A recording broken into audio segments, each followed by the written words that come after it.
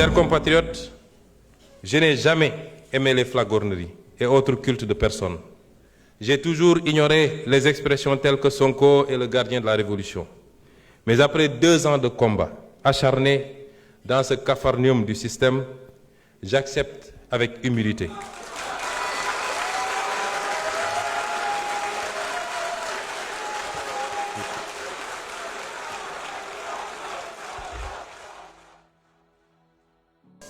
Souvent, une certaine opposition essaie de se greffer à toutes les causes pour en faire des causes politiciennes. Aujourd'hui, tantôt c'est les étudiants ou c'est le monde rural. Je me suis rendu effectivement dans le monde rural en tant que Premier ministre. Je ne pense pas que sous vos régimes, les premiers ministres l'auraient fait. J'ai pris contact directement avec le monde paysan, que je connais très bien. Je me suis solidarisé et je me suis expliqué. Nous avons hérité d'un pays qui est ce qu'il est, mais des efforts substantiels ont été faits. li ci gën a gàtt rek mooy tey boo demee ci kaw gi amul fenn fooy dem ba ñu joytu ci wàllu jiw bi wala engrais gi. Donc, et ça nous a valu quoi? Une production record de 900 000 tonnes. Parce que su ñuy wax affaire commercialisation aussi nañ ko rapporter ak masse bi nga xam ne moom la ñu produire cette année, qui est une production exceptionnelle. Les équipes du docteur Mabouba Diagne ak Alpha ont fait un travail exceptionnel. te muy nag des statistiques avérées duñ daan gonfler rek naan on a fait 1 million de tonnes ak nangam. En passant, 2017 la ñu promettroon d'ailleurs autosuffisance en riz dans la vallée et ailleurs. Donc du travail concret a été fait. soo amee nag lu toll noonu ci production, l'écoulement mënul jàllee au même rythme que soo produire 400 000 tonnes ou 250 000 tonnes ou 500 000 tonnes. muy premier élément. wax naa ko fi ñu toll tembe dans le nord pratiquement gerte gi jeex na. Dans le centre am na encore quelques poches. wax nañu fii léegi les centres les points de collecte. bi ma demee ci àll bi maa njëkk a interpellé monsieur le ministre du commerce ci les points de collecte. am na quelques problèmes bu amee dañ naan am na volet commercialisation bi am na ay problèmes yoo xam ne am naa njort ne année prochaine dootul am. année bi ñu jiitu suñu première campagne production bi ci boppam moo amoon problème tey waxatuñu production ba ci les produits horticoles tey dañuy dem ba dañuy obligé tëj marché bi pomme de terre beeg soble beeg macha allah.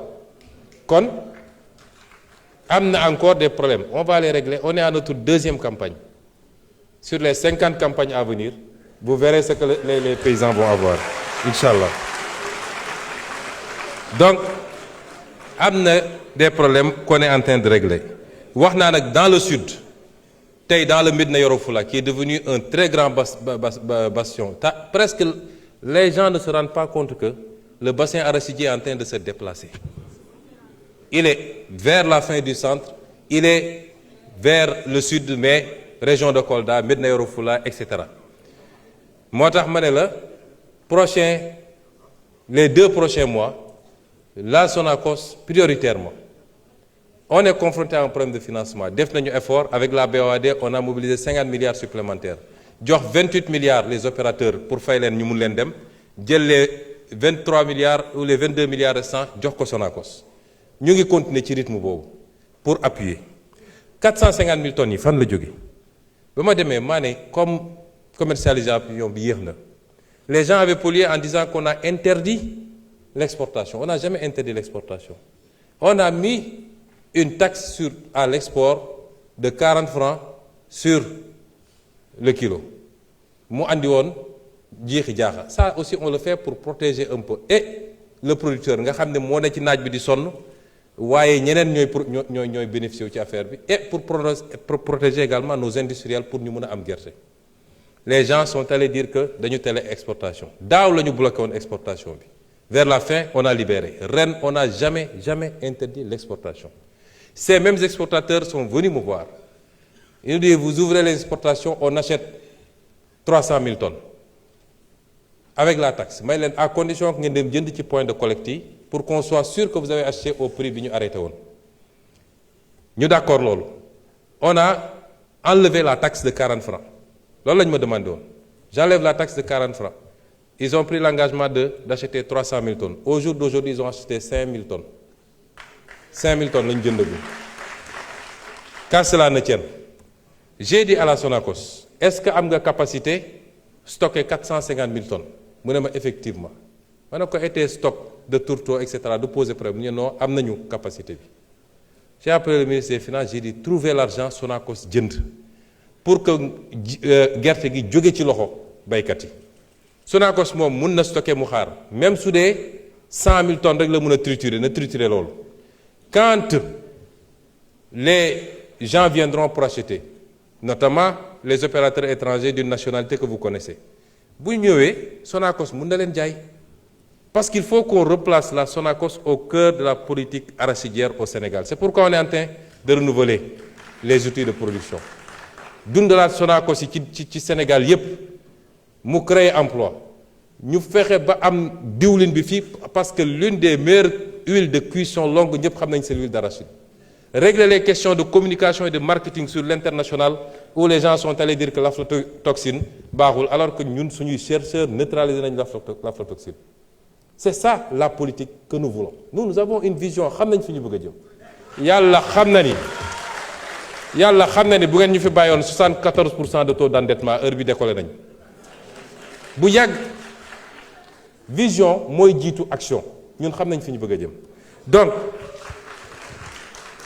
malgré tout on est en train de renouveler les lignes wax naa la ni fii Ziguinchor dinañu renouveler ligne bi toutes les machines ont été commandées et ça va passer de 200 000 tonnes jour à 500 000 tonnes jour à triturer Kaolack dinañ ko renouveler ça va passer de 400 000 tonnes de 400 tonnes du moins à 1000 tonnes Ziguinchor ça passe de 200 tonnes à 500 tonnes la ñuy jëlee foofu ci machine parce que Diourbel actuellement décortiquage rek lay def on retape Diourbel mu démarrer moom it avec une production attendue de 250 tonnes jour et on va continuer cette logique nee naa la en moins d'1 an Louga Ziguinchor Kaolack yow yëpp arrêté woon na bu yàgg 2 ans ngeen tëj ko en moins d'1 an démarré nañ tey mi ngi trituré nga jël dinañu tabax aussi on va construire un centre à Médina Yoro Foulah boo xam ne comme c'est devenu un grand bastion foofu nañ fa mën a triturer defar gerte gi également kon ñun xam nañ fi ñu jëm mais nous avons décidé d'impulser la nouvelle politique agricole j'ai réuni les équipes liggéey na ak ñoom ministre de l'agriculture ministre du commerce ministre des finances ministre de l'économie sur les questions de financement la subvention les subventions le foncier parce que si on ne fait pas de réforme foncière ça va être très difficile d'avoir une agriculture qui mënuma ko développer parce que li ma dese bëriwul la Sonacos en tant que pilier industriel mais les privés également les coopératives ak yooyu y en a à boire et à manger ak les phosphates engrais et c'est pourquoi bokk na ci suñuy xeex yu rëy ma wax ko fii et je veux que les Sénégalais le comprennent on va reprendre en main notre phosphate et notre industrie phosphatière parce que conditions yi ñu ko joxe woon ñëpp xam nañ ni baaxul le Sénégal a été grugé et sur de 1998 à maintenant on a perdu plus de 700 et quelques milliards ci privatisation boo xam ne jaarul yoon on va reprendre cette industrie on va travailler à faire de l'engrais ici au lieu d'exporter tout l'acide phosphorique de l'engrais sur mesure liggéey ko pour notre production nationale mais aller à la conquête du marché sous-régional c'est ce qu'on va faire aujourd'hui avec le phosphate c'est différent de ce qui a été fait jusqu'à présent 2 ou 3 régimes 2 régimes particulièrement romb nañu jël phosphate bi jox ko ci conditions yi kenn xamul gars yi di jël acide phosphorique bi di yóbbu suñuy béykat amuñu engrais nous consommons 15 tonnes d'engrais à l'hectare là où la moyenne mondiale est à 140 tonnes à l'hectare comment voulez-vous qu'on ait les rendements qu'il faut te engrais baa ngi fii ñun am nañu engrais tey yàlla may ñu gaz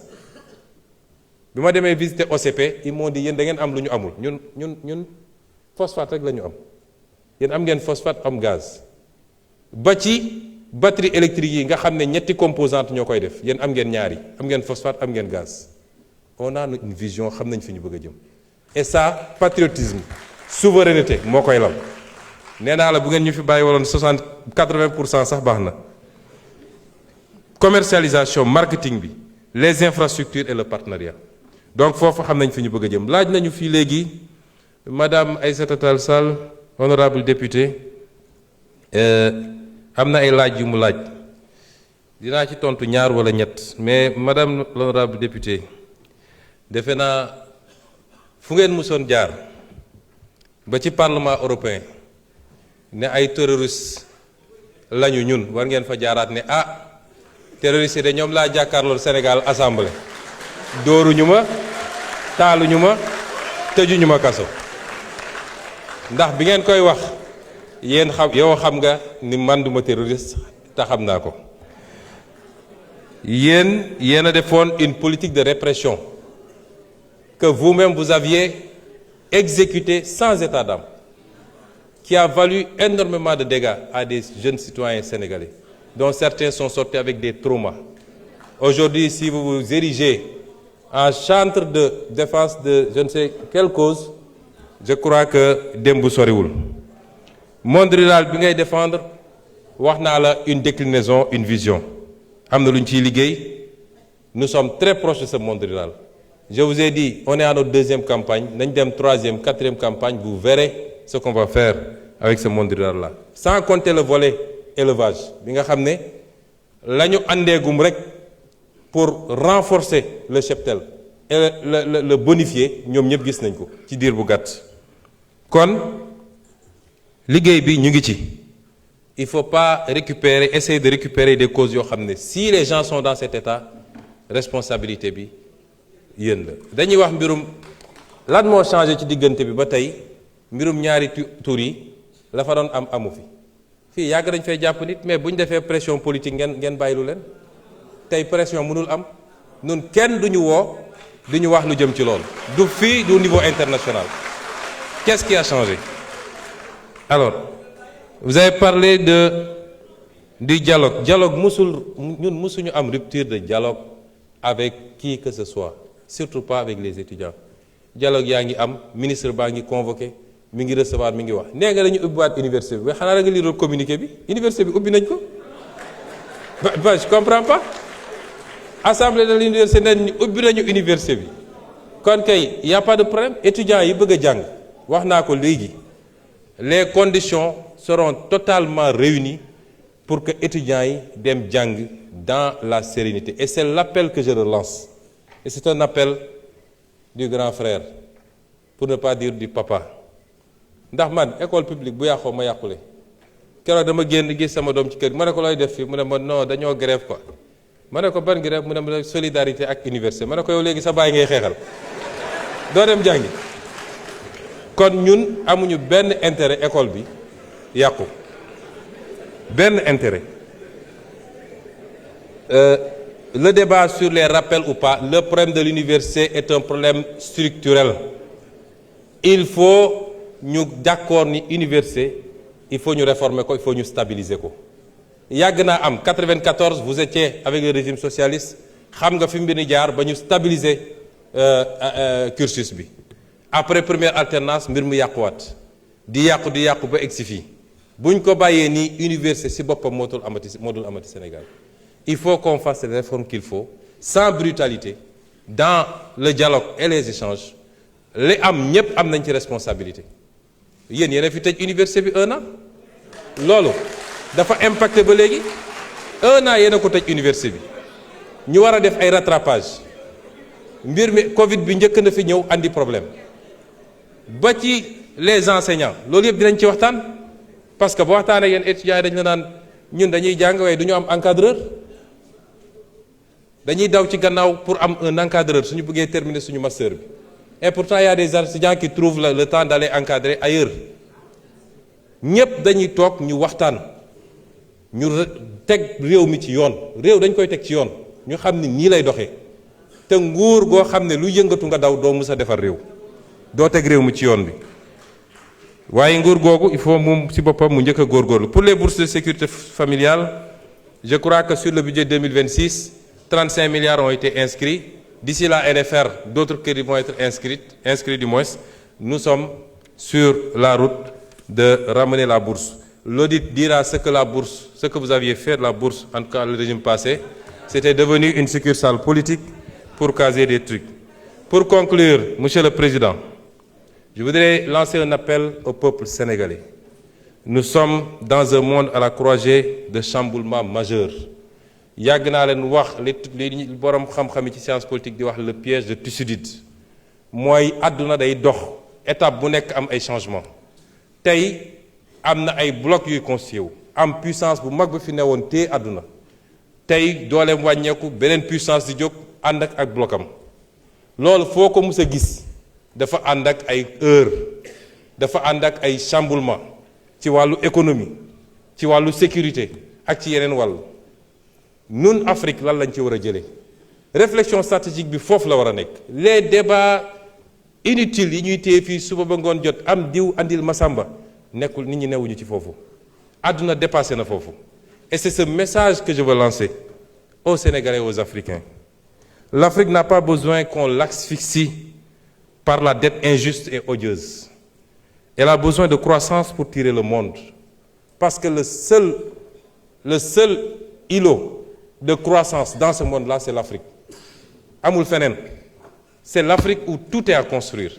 Est-ce que ça se fera sans les Africains, comme ça a toujours été le cas, depuis la traite négrière, la colonisation, la néocolonisation? C'est à nous, Africains, de répondre. Il faut que nous élevions le niveau de débat. Débat yi am Sénégal doo dem benn dëkk buy avancer boo xam ne ci débat boobu lañ nekk. Il faut aujourd'hui qu'on sache que l'Afrique n'a pas besoin de ça, de cette dette odieuse. J'ai eu à recevoir à Addis Abeba l'éminent économiste américain, le professeur Jeffrey Sachs. En l'écoutant, je me suis entendu parler, je me suis entendu écrire. Telle était forte notre convergence de vues. Et voilà ce qu'il disait en substance, et il me permettra de le citer. Ce qui intéresse le FMI, ce n'est pas votre développement. Ce qui intéresse le FMI, c'est que vous restiez pauvres et sages.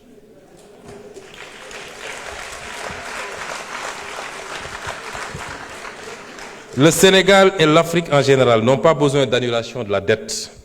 Ils n'ont pas besoin de restructuration. Ils ont besoin de marge de manœuvre. Les créanciers doivent vous accorder un répit de 20 à 30 ans pendant lesquels vous ne vous préoccuperez pas du service de la dette. Vous n'avez pas besoin d'austérité, mais de croissance. Je crois que les 30 prochaines années seront pour l'Afrique une période de croissance économique extrêmement dynamique. La Chine a décollé en 1980, l'Inde en 2000, et c'est au tour de l'Afrique de prendre son envol. Il vous faut viser une croissance annuelle endogène d'au moins 10%, avec un effort particulier dans les domaines de l'infrastructure et de l'éducation. Un groupe de leaders africains partageant la même volonté politique peuvent lancer le mouvement vers la croissance, et les autres suivront. Vous ne pouvez pas attendre que 55 pays soient alignés pour enclencher le processus. Et je suis parfaitement d'accord avec lui. Et je pense que mon pays, le Sénégal, a aujourd'hui le leadership qu'il faut pour faire partie de ce groupe de pays africains. Je voudrais dire aux Sénégalais que notre bataille a été d'abord une bataille pour la bonne gouvernance. Elle reste une bataille pour la bonne gouvernance. Mbuxum ak randal ak jël alalu réew mi jeex na ci réew mi su ma ko waxee nag tekkiwul ni amul man fa ma toog sa building administratif mënuma xam kenn ku ne li muy def ci bureau waaye buñ ci yéeg ñun kooku am na problème loolu jeex na ci réew mi. Notre bataille a été une bataille pour la souveraineté dafa am ay projets yu ma fi cité moo tax faw ma wax leen ko fii croissance à 2 chiffres dinañ ko def bu soobee yàlla te dinañ ko def suffisamment longtemps pour mu am les retombées qu'il faut et ñu mun a construire un développement.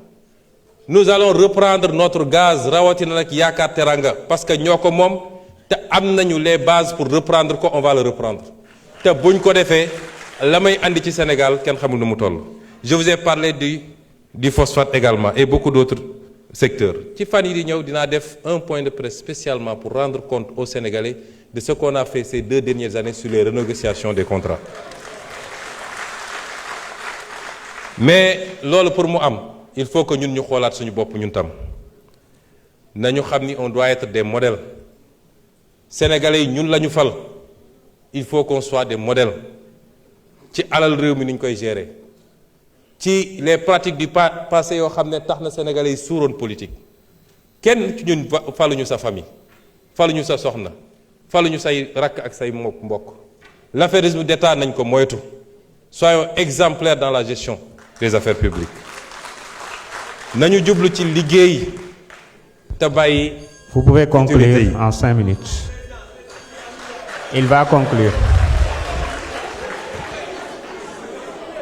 Vous pouvez conclure. nañu jublu ci liggéey te bàyyi futilité yi parce que liggéey mooy permettre ñu éviter yenn yi nañu waxante dëgg yu bëri ñuy wax fii ñi ngi wax ci affaire ñaari tur yi ñi ngi wax ci xawma simol lañ ko tuddee maître Bamba si sa xam na ci dara wax nañu ci yu bëri yu am sax ci comportement ci réseaux sociaux ak feneen li ko andi mooy bëgg facilité nañu dellu ci cette valeur fondamentale qu'est le travail parce que moo lay permettre nga dund gu nooy waaye jaamu yàlla la ci boppam nañu cultiver cette valeur fondamentale structurée autour du travail. Les résistances mënul ñàkk nous faisons face à cette hydre à multiples têtes je parle toujours du système mi ngi fii foo làmb ci administration foo làmb ci magistrature foo làmb feneen ak feneen di nga fa fekk lenn ci ñooñu waxuma ñëpp nag yoo xam ne tey ñi ngi galgal ñi ngi résister. Je rends hommage ici à madame Yacine Fall ci lii nga xam ne mu ngi koy def ci xeex chaque jour pour changer qualitativement la justice de ce pays malgré les résistances yi nga xam ne mu ngi koy jànkoontool. Ces résistances ne nous posent pas problème et je voudrais dire que nous ne démissionnerons jamais de ce travail. Je ne parle pas de démission du poste de Premier ministre. Ça n'est pas d'importance. Je veux dire qu'on ne démissionnera jamais de ce combat pour le changement structurel dans ce pays. Ak fu ñu mun ci nekk nag. Les résistances au sabotage, nous allons continuer à nous battre. Li fi xew yépp man bettuma ndax wax naa ko fii Assemblée nationale juróomi at ci gannaaw. L'histoire de l'humanité rappelle que les révolutions qui marchent vers les destins promis, se heurtent à leur lot d'obstacles. Les reniements, les intrigues et complots de pouvoir, les infiltrations, les accoutumances aux tentations, les résistances de l'ordre ancien. Et ce que nous vivons tous les jours. Mais je veux vous réitérer un engagement. Cet engagement, c'est que cette fois-ci sera la bonne. Cette fois-ci sera le bon départ pour le Sénégal. Avec votre concours à tous, le réveil et l'alignement aux exigences nouvelles de toutes les forces combattantes qui nous ont fait triompher. Chers compatriotes, je n'ai jamais aimé les flagorneries et autres cultes de personnes. J'ai toujours ignoré les expressions telles que Sonko est le gardien de la Révolution. Mais après 2 ans de combat acharné dans ce capharnaüm du système, j'accepte avec humilité.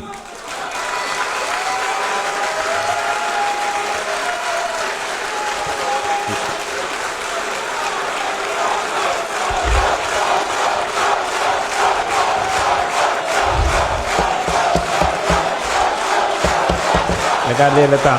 Vous êtes en train de lui grignoter des minutes. Hein?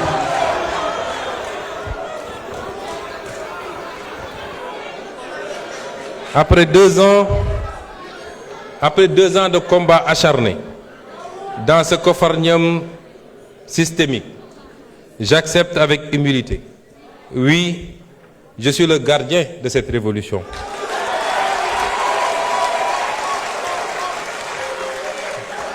Je le suis dans la limite des moyens et pouvoirs qui sont les miens.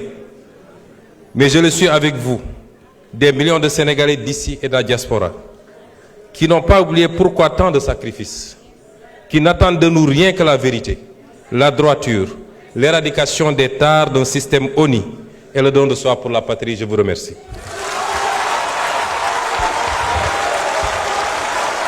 Merci beaucoup.